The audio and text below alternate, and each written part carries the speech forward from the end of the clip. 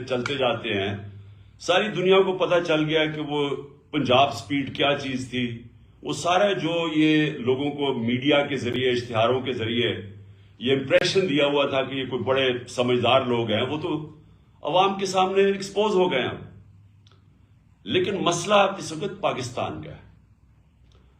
سب سے پہلے مسئلہ ہے کہ پاکستان جدھر یہ پاکستان کو لے کے جا رہے ہیں، ہر پاکستانی کو فکر ہونی چاہیے جس پاکستانی کا جینا مرنا پاکستان میں ہے، جس نے ملک سے باہر نہیں بھاگ جانا، جس نے بڑے بڑے لندن میں اپارٹمنٹس نہیں لیے ہوئے اور بڑے بڑے گھر نہیں لیے ہوئے یہاں سے منی لانڈرنگ کر کے، جن کے باہر بینک اکاؤنٹس نہیں ہیں، جنہوں نے یہاں سے باہر ریل اسٹیٹ میں پیسہ انویسٹ کیا ہوا ہے باہر کے ملکوں میں، ان کے علاوہ جو پاکستانیوں نے یہاں رہنا اور مرنا ہے، ان کے لیے تو یہ وہ حالات کریٹ کر رہے ہیں کہ یہ جب جائیں گے تو خدا نہ خواستہ یہاں تو حالات وہ ہو جائیں گی جو بھی گورنمنٹ آئے گی وہ سنبھال نہیں سکے گی. میں آپ کو صرف اکانومی کے اوپر موٹی موٹی بات کرتا ہوں. پہلی چیز یہ ہے کہ ہمارا مسئلہ یہ ہے کہ انہوں نے جو 4 گنا زیادہ پاکستان کے قرضے بڑھائے تھے 2008 اور 2018 کے بیچ میں، یہ جو چھوڑ کے گئے تھے 4 گنا زیادہ 10 سال میں قرضے بڑھے تھے. یہ سمجھ جائیں کہ 60 سالوں کے اندر پاکستان کا 6,000 ارب روپے ٹوٹل قرضہ تھا اور 2008 میں، اور 2018 کے اندر وہ پہنچ گیا تھا 30,000 ارب روپیہ، 30 ٹریلین روپیہ. تو 4 گنا ہمارا قرضہ بڑھا، اور جب قرضہ بڑھا تو اس کے اوپر اب ہمیں سود دینا پڑتا ہے.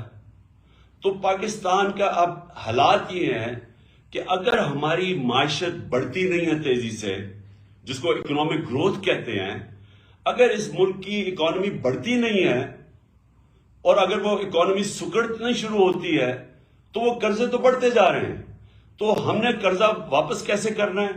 یہ ایسی ہے کہ گھر کے اوپر اگر قرضہ چڑھا ہو، اب وہ گھر کیسے وہ قرضہ واپس کرے گا؟ آمدنی بڑھائے گا. آمدنی بڑھائے گا تو وہ قرضے واپس کرے گا. اگر گھر کی آمدنی گرنی شروع ہو جائے تو قرضے تو وہی کہ وہاں سود لگتا جائے گا، قرضے بڑھتے جائیں گے. پاکستان کا مسئلہ یہ ہے کہ ہمارے اوپر جو قرضے چڑھے ہوئے ہیں، ہم نے قرضے کی قسطیں ادا کرنی ہے، اور اگر ہماری آمدنی نہیں بڑھتی تو وہ قسط میں ہماری کیپیسٹی آمدنی قسط واپس کرنے کے لیے وہ کم ہوتی جائیں گی. تو نمبر 1 مسئلہ اب اس وقت ملک کا کیا آ رہا ہے کہ جو ہم نے اپنے دور میں ریکارڈ ایکسپورٹس بڑھائی تھی، ریکارڈ ریمیٹنسز تھی، آئی ٹی کو ہم تیزی سے اوپر لے کے جا رہے تھے، جو کہ مستقبل ہے. ٹیکنالوجی تو مستقبل ہے نا دنیا کا، سب سے زیادہ پیسہ تو اب ٹیکنالوجی میں آتا ہے، آئی ٹی کے اندر. تو وہ بھی پہلی دفعہ پاکستان میں 75% ہماری وہاں ایکسپورٹس بڑھ گئی تھی. 32 ارب ہماری ریکارڈ ایکسپورٹس تھی، 31 ارب ریکارڈ ہماری ریمیٹنسز تھی، اور ٹیکس کلیکشن ہماری ریکارڈ تھی 6.1 ٹریلین، یعنی 6,100 ارب روپیہ. تو ہر طرح ہم آمدنی بڑھاتے جا رہے تھے، اور اس سے ہم نے اپنی قسطیں دینے کا ہماری کیپیسٹی بڑھتی جا رہی تھی. اور انشاءاللہ اگر ہمیں آگے بھی موقع ملے تو ہم نے کیسے مقابلہ کرنا ہے؟ اپنی آمدنی بڑھا کے. جو 6% گروتھ ریٹ تھی ہماری چوتھے سال، اور 5.7% گروتھ ریٹ تھی تیسرے سال کرونا کے باوجود، یہ 17 سال میں سب سے زیادہ گروتھ ریٹ تھی پاکستان کی. تو جب گروتھ ریٹ بڑھتی ہے تو آپ کے پاس پیسہ ہوتا ہے قرضے واپس کرنے میں. اور جو ہماری یہ بھی یاد رکھ لیں کہ 17 سال میں سب سے زیادہ زراعت کے اندر ہماری گروتھ ہوئی تھی 4.5%. یہ 17 سال کے بعد تھی. تو آمدنی تو ہماری بڑھتی جا رہی تھی. انہوں نے کیا کیا آتے ساتھ؟ انہوں نے آتے ساتھ ہی پہلے تو جیسے انہوں نے آتے ساتھ فیصلے کیے، مارکیٹس کے اندر پینک پھیل گئی. مارکیٹس نے وہ بڑی تیزی سے دیکھتی ہیں کہ ان کے پاس تو کوئی پلان ہی نہیں لے کے آئے، ان کے پاس تو کوئی پلان ہی نہیں ہے کہ پیسے واپس کیسے کرنے ہیں. اور جیسے یہ ہوا ہماری وہ گرنی شروع ہو گئی، ہماری مارکیٹ کے اندر روپیہ گرنا شروع ہو گیا، اور مارکیٹس پیچھے ہٹنا شروع ہو گئی.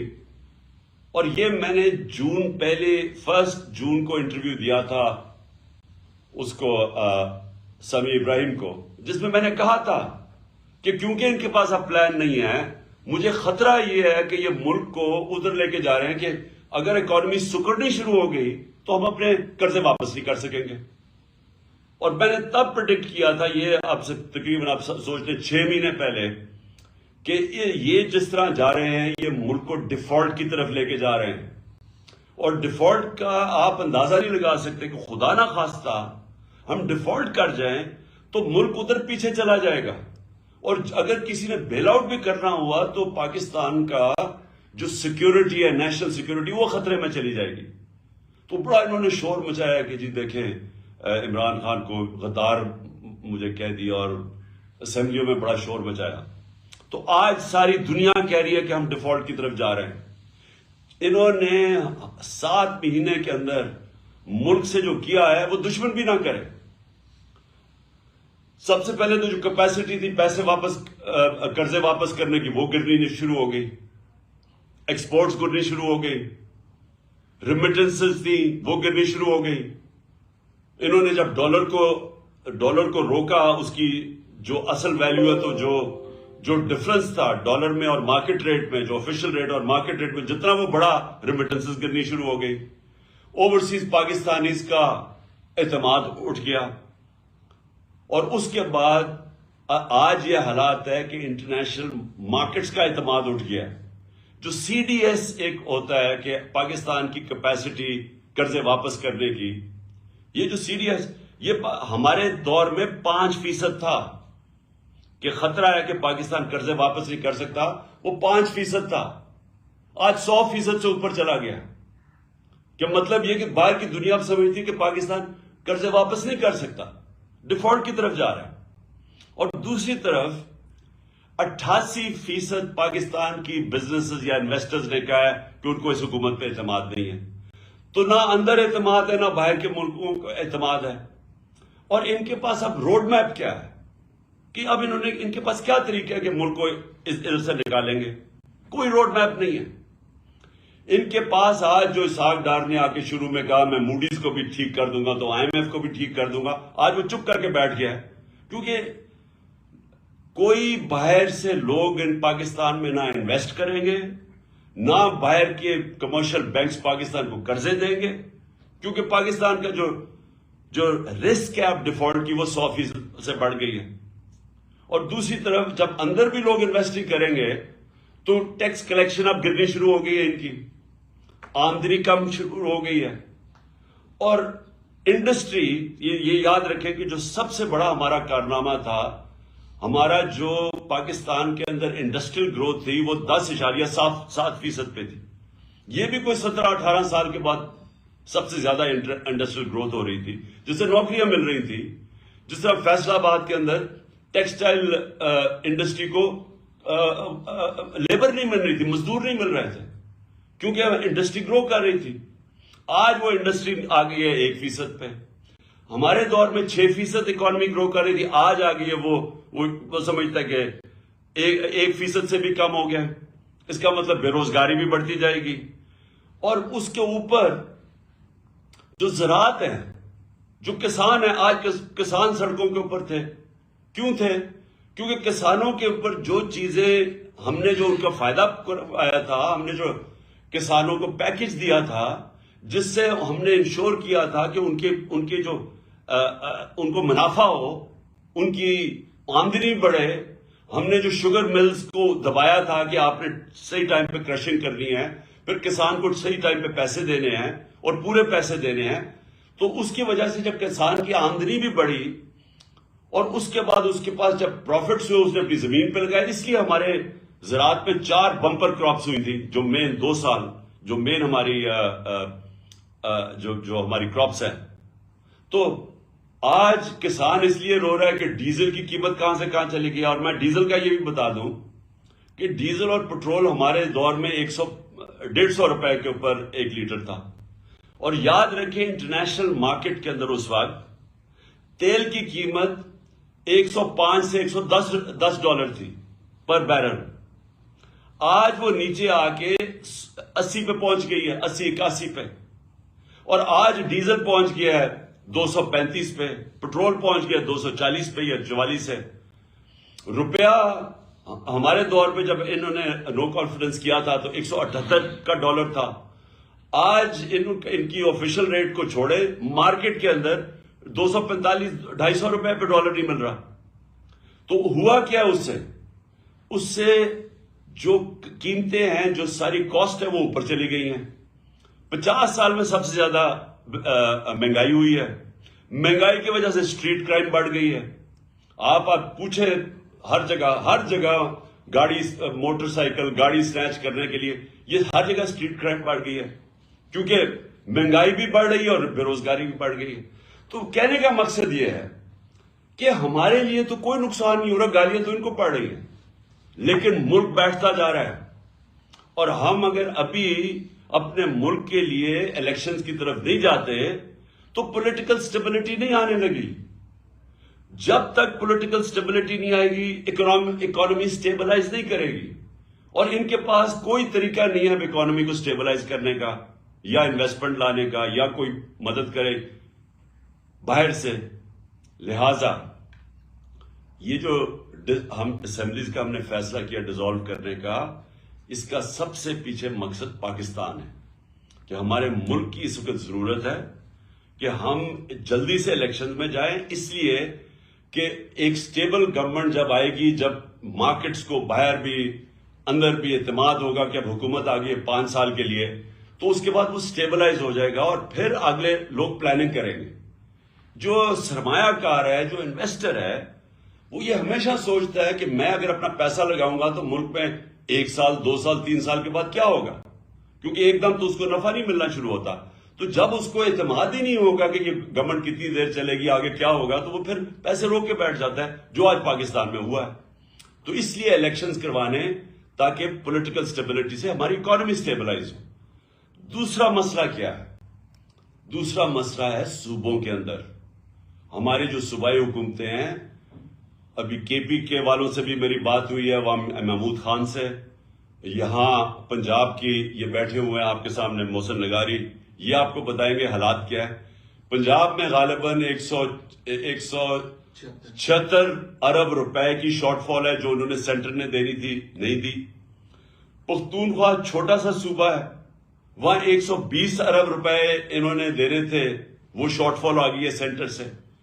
اور یہی آج گلگت بلتستان میں چلے جائیں تو وہاں کے چیف منسٹر کہہ رہے ہیں، آزاد کشمیر میں چلے جائیں تو وہاں کے پرائم منسٹر کہہ رہے ہیں کہ پیسے نہیں دے رہا سینٹر۔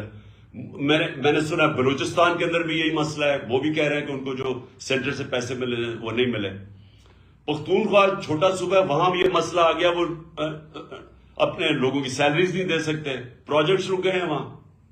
تو ایک طرف تو ملکی معیشت نیچے جا رہی ہے، دوسری طرف صوبوں کے اندر کرائسس آ گیا کہ جو ہماری گورنمنٹس ہیں، اگر ہمارے پروجیکٹس ہی نہیں پورے ہوں گے، جو ہم پرفارمنس کیسے دکھائیں گے؟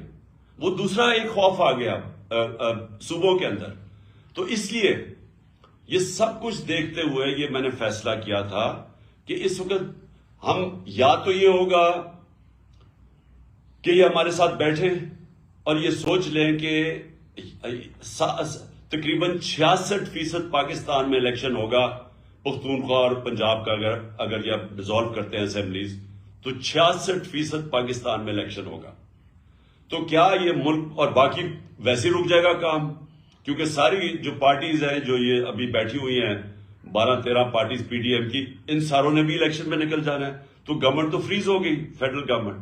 لہٰذا یا تو ہمارے ساتھ بیٹھیں اور بات کریں کہ جنرل الیکشن کی ہمیں ڈیٹ دیں، کب آپ لانا چاہتے ہیں، نہیں تو پھر ہم اپنی اسمبلیز ریزالو کریں گے، ہم آپ کو موقع دیں گے۔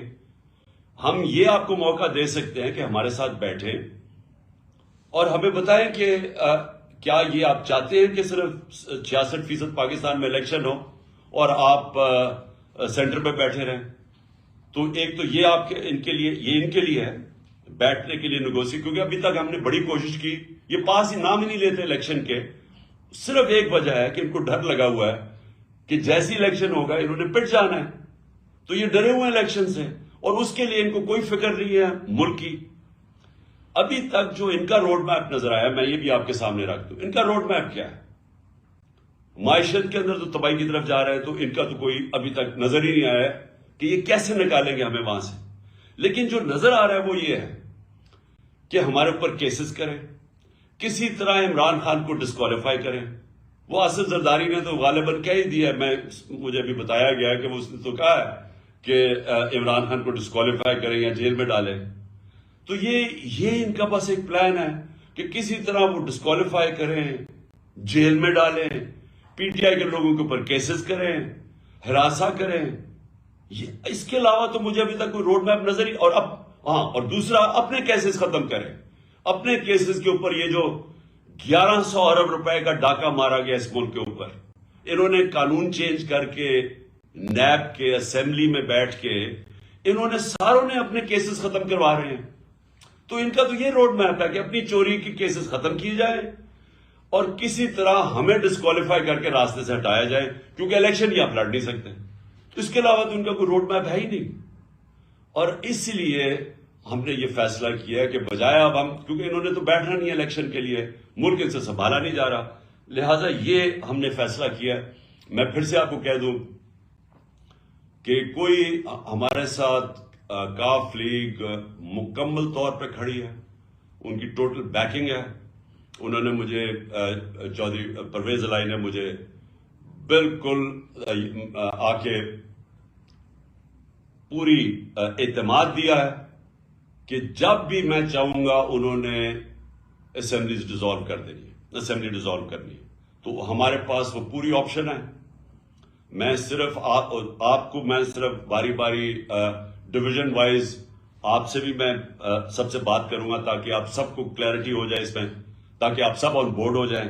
میں نے صرف آپ کو یہ اوپننگ اس لیے کی تھی آپ کو بتانے کے لیے کہ میرا کیا مائنڈ سیٹ ہے اس فیصلے کرنے کے لیے. اور میں اب چاہوں گا کہ آپ کے جو بھی سوالات ہیں، لیکن کیونکہ اتنے زیادہ لوگ ہیں، سب کے سوال میں نہیں